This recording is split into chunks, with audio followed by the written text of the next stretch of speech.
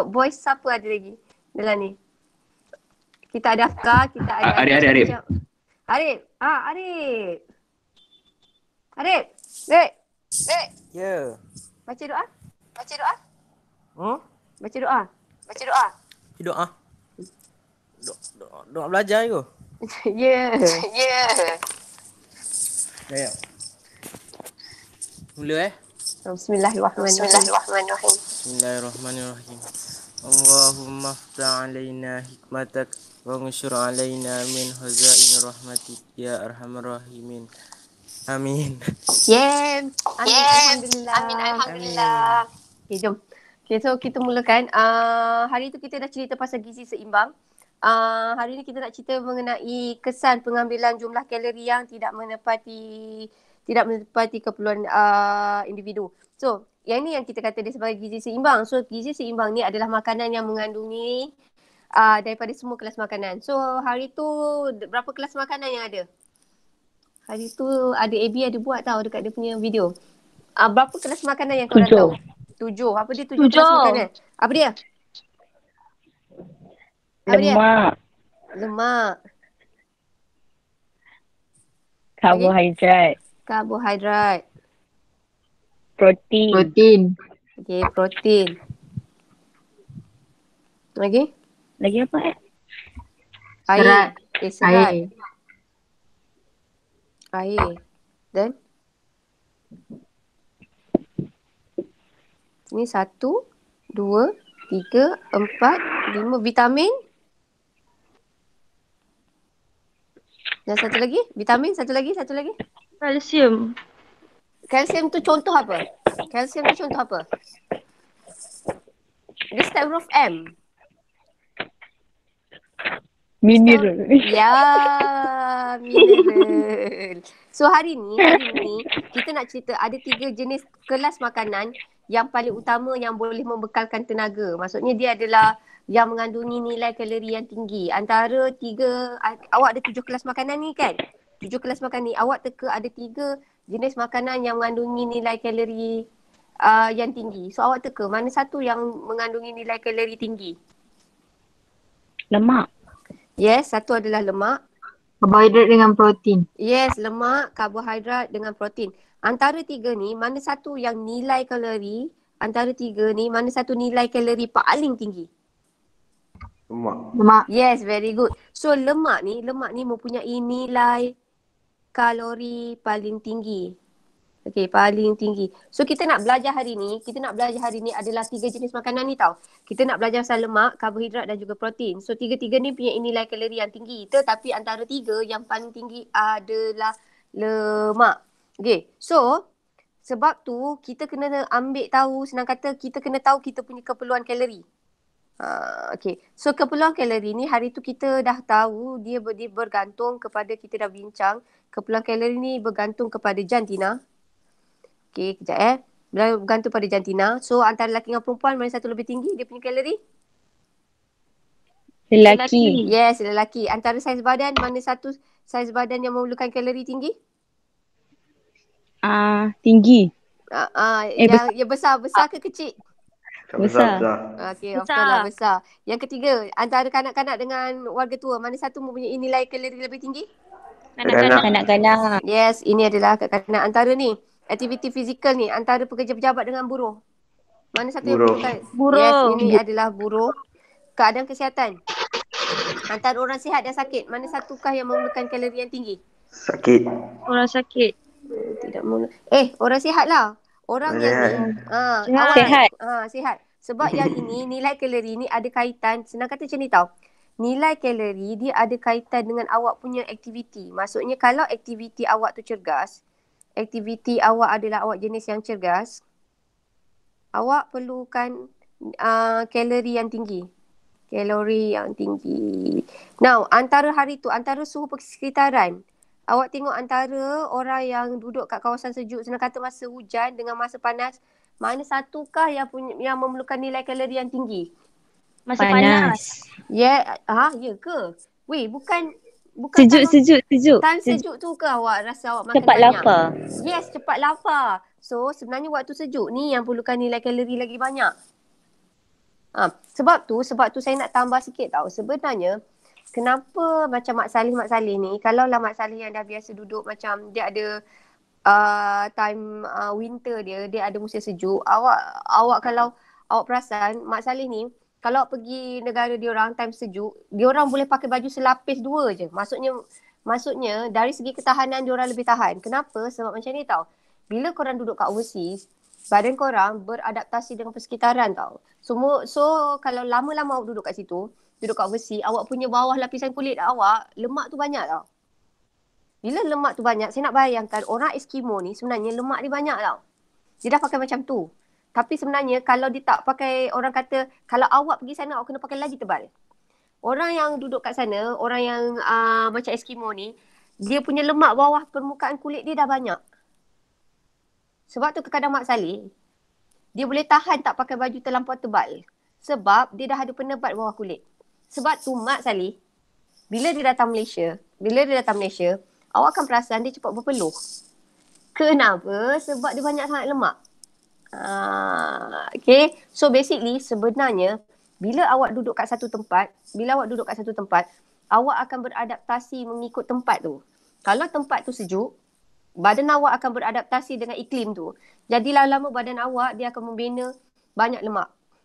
Satu lagi contoh, kata kalau awak nak bayangkan orang yang naik, awak tahu tak yang naik Gunung Kinabalu ada orang yang selalu bawa tong gas daripada bawah ke atas. Dia boleh naik Gunung Kinabalu tu sehari je. Pernah nampak tak? Dia panggil malam gunung ke something macam tu. Pernah dengar tak? Pernah kan? Orang yang macam tu awak tahu tak dia macam mana dia boleh naik selalu disebabkan dia punya sel darah merah dia, bilangan sel darah merah dia lagi banyak daripada kita. Sebab dalam sel darah merah dia ada hemoglobin tau. Hemoglobin tu yang bawa oksigen. So basically awak memang tak boleh race dengan dia orang sebabnya diorang dah beradaptasi dengan persekitaran. Diorang punya sel darah merah yang bawa oksigen tu lebih banyak daripada awak. Tu yang saya kata, lama-lama kalau awak duduk kat mana awak duduk, awak akan beradaptasi kat tempat tu. Sebab tu kalau Mak Salih, biasanya dia datang sini, dia suka pakai seluar pendek, pakai singlet, whatsoever semua macam tu. Awak tengok dia tetap berpeluh. Sebab bawah lapisan kulit dia dah banyak lemak. Dia cepat berpeluh. Okay, so. Tapi awak jangan pula acah-acah macam Mak Salih pula kan? Okay. Nah, Nik janganlah Nik. Okay. Ipan, kau dalam bilik mandi ke sih? Tak ada bilik. Bilik bawah. Gema macam tak ada barang dalam tu. Macam bilik tu kosong. Memang tak ada barang pun. Oh, patutlah.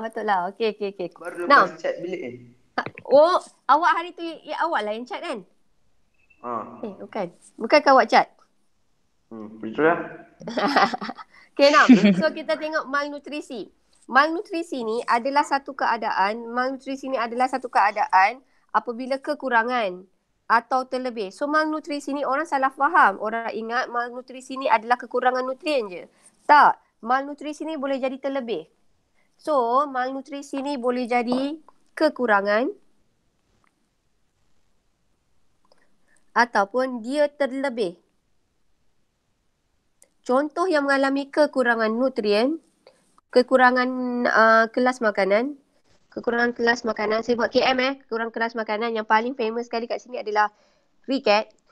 Ni semua kekurangan tau. Yang dia tunjuk ni adalah ricket. Kesiannya lah.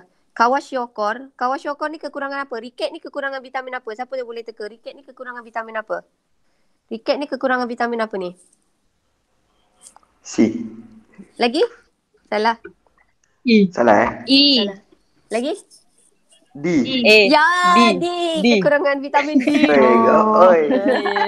Nasib kita tak sebut sampai Z je ke? Oh, tu lah tak. Dia ada ADK je. BC je.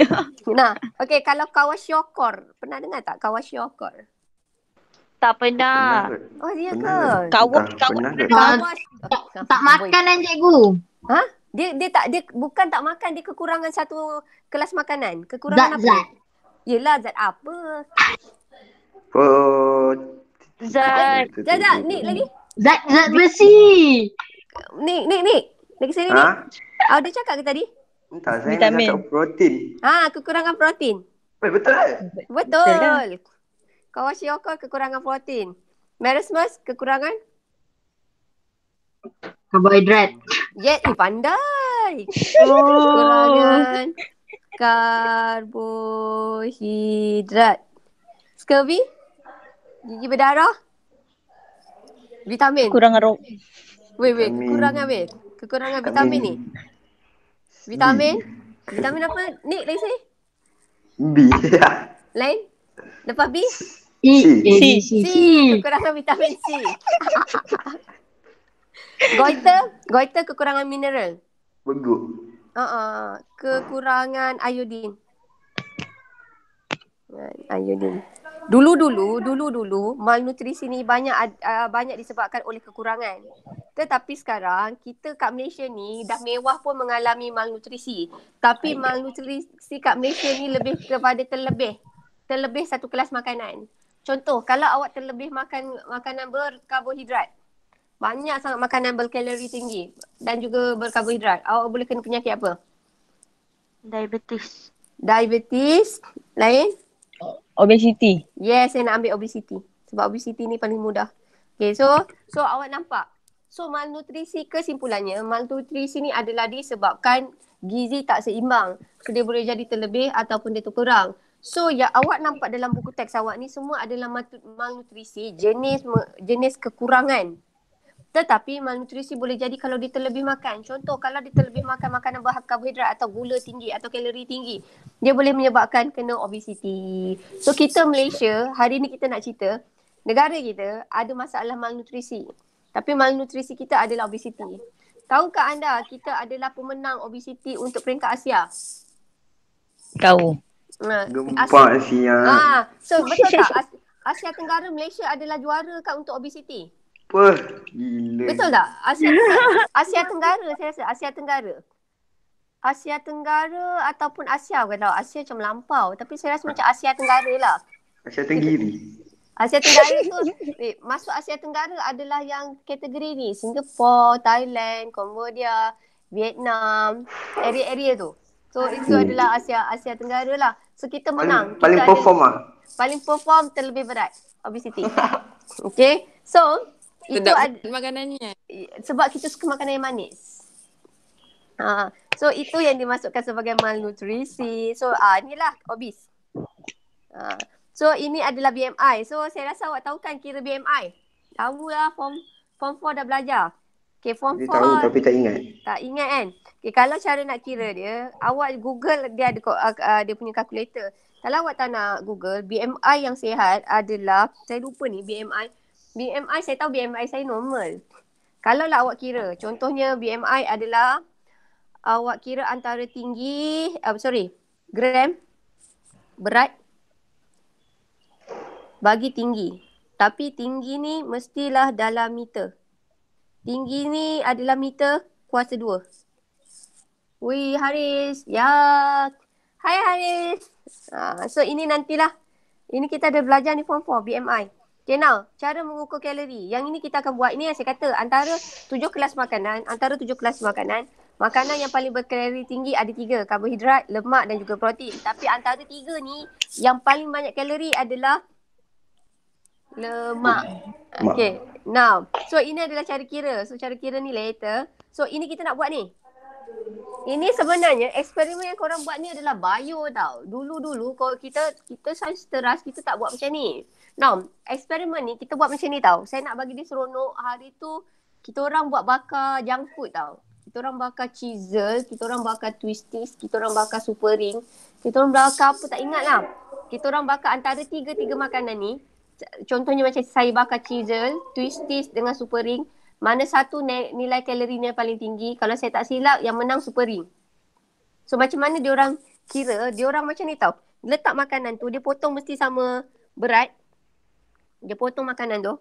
Lepas tu, makanan tu biarkan terbakar. Lepas tu makanan yang terbakar tu nanti, dia akan naikkan suhu termometer.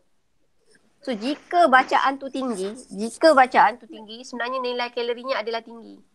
Kenapa? Sebab bila dalam nilai kalori yang terbakar tu sebenarnya terbakar adalah lemak. Lemak kan minyak kan? Tahu tak? Minyak kita tu sebenarnya adalah sejenis lemak. Korang tahu tak? Tahu. So basically kalau makanan tu lemak dia banyak, of course lah dia akan meningkatkan suhu termometer. So hari tu kita orang buat 3 jenis makanan junk food. Yang paling banyak nilai kalori dia paling tinggi adalah super ring. Saya tak ingatlah satu super ring tu bersamaan berapa, tapi menakutkan jugalah. Ada yang bakar KitKat, ada yang bakar Oreo, ada yang bakar coklat banyaklah yang diorang bakar, semua diorang bakar. Diorang bawa satu bekas, yang bakar tu sikit je tapi lain semua diorang makan. So saya nak buat yang macam ni lah. So yang macam ni best lah. Maksudnya korang sendiri tahu apa makanan yang korang makan tu. So korang tahu nilai kalori dia berapa. Bakar kacang ni seronok juga tapi dia tak feel. Sebab saya buat juga bakar kacang, tapi korang kacang tu korang tak excited macam kita bakar junk food tau. So saya suka lagi bakar junk food. So kesimpulan dia, eksperimen dia dah buat tau. Kesimpulannya kita tengok tau. Kita ada, ini susah nak bakar minyak masak ni. Ini kita dekat sekolah, kita tak ada alat ni. Kita ada yang, ini adalah secara manual. Kita ada yang ni.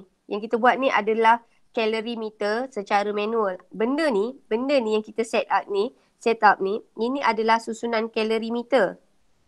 Calorie meter ni adalah susunan kita nak ukur nilai kalori. Yang ini adalah cara old school. Ni old school. So kita pakai yang old school sebab dekat sekolah kita tak ada calorie meter boom. Tak ada. Kita tak ada budget. Tapi kita boleh set up secara manual. So kita set up macam tu. So antara makanan ni kalau kita tengok kat sini, awak rasa antara minyak masak, protein dan juga karbohidrat, mana satu nilai kalorinya paling tinggi? Minyak masak. Kenapa kalau daripada data ni awak kata minyak masak? Betul tu Zak? Kenapa minyak masak? Sebab Suhu dia meningkat. Suhu dia meningkat. Suhu dia paling tinggi. So basically, kalaulah suhu tu meningkat banyak, kita nak cakap nilai kalori dia paling tinggi. Antara karbohidrat, protein dengan lemak, mana satu nilai kalori dia paling rendah? Karbohidrat. Yes, karbohidrat. So karbohidrat ni paling rendah. So basically yang paling tinggi adalah lemak. So dalam aktiviti ni gula sebut putih, telur dan minyak masak mewakili bla bla bla. Antara kelas ni nilai kalori yang paling tinggi adalah lemak. Karbohidrat adalah nilai kalori paling rendah. Nah. So apakah itu nilai kalori? So nilai kalori adalah jumlah kuantiti tenaga yang ada dalam satu makanan. Okay, now masalah kesihatan. Apakah yang awak faham mengenai obesity? Tak naklah ini gambar ni best. Okay. Ini gambar apa ni? Gambar dalam badan. Dalam badan kita. Ya, so ini adalah orang obesity. Okay, apakah kesan kalau orang kena obesity? Dia gemuk, dia susah nak bersenam, dia cepat penat. Okay, so kalau dia obesity dia banyak dapat penyakit. Yes, dapat contoh penyakit. Very good. Apakah contoh penyakit? Betis. Diabetes. Yes, diabetes. Okay, betis. No, kita nak cakap macam ni. Sebab tu hari tu kan ada yang famous sekejap, viral sekejap. Siapa Menteri Perempuan yang buat bypass gastrik tu? Datuk Rina Yang ada perempuan tu yang dulu dia badan dia besar, lepas tu dah kurus. Lepas tu dia kurus sebab dia kecilkan perut. Ada satu Zakira. Bukan Zakira, Rina. Awak dah kurus weh.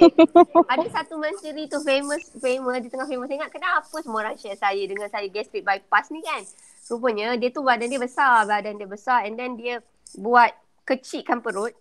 Pemudahan kecilkan perut. So bila dia mengalami pemudahan kecil perut, dia buat kecilkan perut tu basically senang kata dia mudah lagi turunkan berat. Kenapa perut dia kecil, senang rasa kenyang. So tapi kita kat Malaysia biasanya orang yang buat gastric bypass tu adalah orang yang obesity. Kita ada banyak tahap tau. Obesity ada banyak tahap. Ada tahap 1, ada tahap 2, tahap 3. Now tahap 3 ni yang bahaya. Tahap 3 ni kalau orang tu terlampau obesity, bila dia tidur pun oksigen tu boleh tak sampai.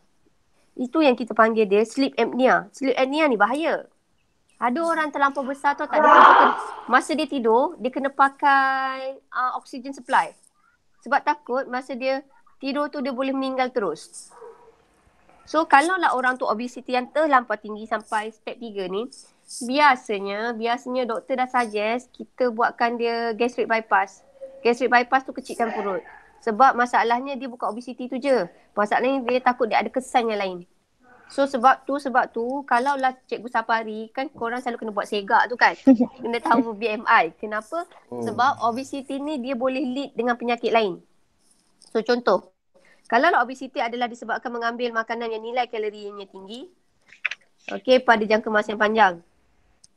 Okey, so dia boleh meningkatkan penyakit apa? Biasanya dia boleh meningkatkan diabetes mellitus, arteriosklerosis dan tekanan darah tinggi. Apakah itu arteriosklerosis? Apakah itu arteriosklerosis? Tak tahu. Okey, arteriosklerosis adalah salur darah dia tersumbat. Ni. Arterio ni mewakili salur darah nama arteri. So dia tersumbat dengan apa? Dia tersumbat dengan kolesterol. So bila dia tersumbat, darah tu mengalir tu slow. So bila darah mengalir slow, dia boleh kena penyakit tekanan darah tinggi pula. Tekanan darah tinggi ni adalah disebabkan oleh satu garam, satu lagi salur darah tu banyak yang tersumbat. Okay, now ini adalah blood pressure orang normal. Now blood pressure orang normal biasanya dia bergantung kepada umur. Awak pernah check tak blood pressure? Kita pernah buat latihan 4. Pernah ingat tak latihan 4? Yang kita punya blood pressure tu adalah lebih kurang 120, bawah mesti 80. Benar. Dah tak ingat kan, sekolah pun dah lupa. Rupa sekolah macam mana, kelas pun awak dah tak tahu macam mana kelas awak kan. So, Saya pun tak tahu sekolah kat ni. nanti saya share location, okay? Boleh. So, ini adalah kita punya high blood pressure, okay?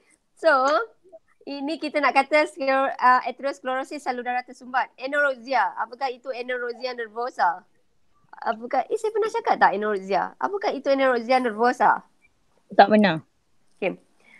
Anorexia ni ada 2 jenis tau. Satu adalah anorexia nervosa, satu ada lagi adalah anorexia bulimia. Bulimia? Bulimia ni yang makan banyak-banyak muntah kan. Makan banyak-banyak muntah. Kalau yang ni anorexia bulimia. Kalau yang kurus ni, ini anorexia nervosa. Orang anorexia nervosa ni dia ada masalah kesihatan dari segi psikologi. Dia dah kurus keding macam ni kan. Tetapi bila dia nampak Kak Shermin, dia tetap nampak dia gemuk. So mental dia dah tak stabil. Kalau anorexia bulimia, awak nampak fizikal dia normal. Dia nak makan. Tapi dia rasa bersalah makan, lepas dia makan banyak dia muntahkan balik. Tapi kalau anorexia nervosa ni langsung tak makan. Dia hanya minum air, seminggu tu minum air je. Sebab dia rasa dia gemuk. Dia takut sangat dengan perkataan gemuk. So dia kurus kering. Tapi masalahnya dia dah kacau dia punya mental. Even though dah kurus kering macam ni, bila dia tengok cermin, dia tetap nampak dia gemuk. So ini adalah masalah eating disorder dan dia ada kaitan dengan masalah kesihatan mental. Sebab tu adalah salah satu sebab kalau boleh korang jangan body shaming orang. Sebab sometimes kalau korang body shaming orang, at certain point, sometimes kadang-kadang awak tak tahu dia boleh affect dekat otak dia. Mental dia. So basically saya cakap macam ni je lah. Kalau korang ada nampak kawan awak yang badan dia terlampau besar ke apa, jangan gurau sentuh dia punya fizikal. Sebab kita tak tahu apa yang dia fikir dalam kepala dia. Takut tiba-tiba pula dia jadi anorexia nervosa pula, anorexia bulimia pula, satu hal kan. So yang ini careful. Tapi biasanya korang tak ada kot. Biasanya model lah. Model pekerjaan yang memerlukan kurus keding ni kan, yang selalu ada masalah anorexia ni lah. Saya rasa korang ada tak? Tak ada kot. Ada ke yang anorexia kat sini? Saya makan tak ingat dunia cikgu. Sama. Tapi saya makan, saya kena Tapi usap lah. tetap kurus. Sedih betul. Ayah. Saya boleh jadi gemuk juga. Saya jaga. Saya bukan takut. Saya takut macam ni pula, Syazah. Saya takut kalau saya nampak kurus. Saya takut salur darah saya tersumbat banyak kolesterol. Maksudnya saya makan tapi saya kontrol lemak. Saya takut lemak tu jahat. Lemak tu dia boleh tersumbat dalam salur darah kita kan. Yang tu saya takut sikit lah. So itu adalah atherosclerosis tau. So atherosclerosis ni adalah disebabkan pemendapan kolesterol. Ni lah yang saya nak cakap. Awak jangan ingat kalau saya kurus. Orang tu kurus. Dia tak ada kolesterol. Sebab jahatnya kolesterol. Kolesterol ni dia suka menyorok dekat salur darah. So janganlah disangka orang kurus kolesterolnya adalah rendah. Masalahnya kolesterol ni jahat sikit. Dia menyorok dalam salur darah. Acap, are you okay Acap? Ada. Macam Kenapa? tidur ke? Tak. Saya menghayati. Acak. Acak ada tetamu. Oh, Saya ya ada ke? tetamu. Okey. Now, siapa tetamu dia? Ada tetamu cikgu. Ada tetamu. Oh, okey. Saya takut VIP pula datang kan. Now, okey. Cikgu, Ya? Dengar tak? saya belajar. Apa? Weh, angin weh. Angin cap. Okey, now, awak tengok sini. Salur darah, kita nak cakap macam ni tau. Salur darah, okey. Salur darah ni boleh tersumbat. Awak tengok salur darah tu tersumbat kat mana tau. Kita nak cakap macam ni. Kalau lah salur darah tu tersumbat dekat jantung, orang tu boleh kena penyakit jantung. Kalau lah salur darah tu tersumbat dekat otak, okey, orang tu boleh kena stroke. So, macam ni, ini otak tau. So, kesimpulannya macam ni. Kalaulah atherosclerosis itu berlaku di jantung, orang tu kena serangan jantung. Jika atherosclerosis itu berlaku di otak, orang tu kena penyakit apa tadi saya kata? Stroke. Yes, very good. Stroke. So, stroke adalah disebabkan salur darah dekat otak tu tersumbat. Okay. Now, tekanan darah tinggi adalah disebabkan pengambilan garam yang terlampau tinggi. Dia menyebabkan penyakit jantung dan juga stroke. Okay. Now, so kita buat latihan sikit je. Okay, yang ni tak nak lah. Yang ni nak kira-kira ni malas sikit. Okay, saya nak buat ini dulu. Yang ni senang. Ni kita dah buat ke? Belum. Are you sure? Belum. Okay, now. Kita nak tengok antara lelaki dengan perempuan. Mana satukah yang pilih mana-mana? Korang suka lelaki ke perempuan? Pilih pula. Saya suka perempuan, saya tak suka lelaki. Okay. Alright. Okay, perempuan. So, saya take perempuan. So, perempuan. Kata perempuan. Perempuan, lelaki. Kenapa? Okay, antara individu. Kejap. Sekejap. Dia dah. Dia nak lebih banyak kalori. Tak boleh lah perempuan. Sorry. So, mana satu antara lelaki dengan perempuan? Mana satu punya memerlukan kalori lebih banyak? Banyak kalori. Lelaki. Kenapa? Sebab dia lebih aktif. Yes, sebab dia lebih aktif. Okay, saiz badan. Antara besar dengan kecil, mana satukah yang memerlukan banyak tenaga? Besar. Lebih besar. Ya, besar. Kenapa besar? Metabolisme dia Yes, very good. Metabolismenya adalah tinggi. Antara orang muda dan orang tua, mana satukah yang memerlukan banyak tenaga?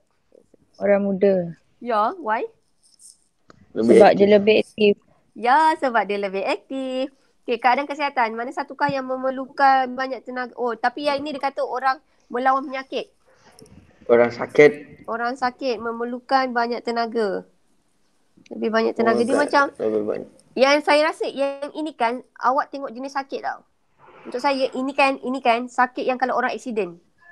Kalau orang tu nak baik. Kalau dia sakit macam orang tua, yang dia dah baring tu uzur, dia tak perlukan banyak tenaga. Yang ini tricky sikit. Awak tengok dia punya sakit macam mana. Kalau sakit dia katalah macam hari-hari baru balik baik aksiden. Tu perlukan banyak tenaga. Tapi kalau katakanlah nenek dah uzur.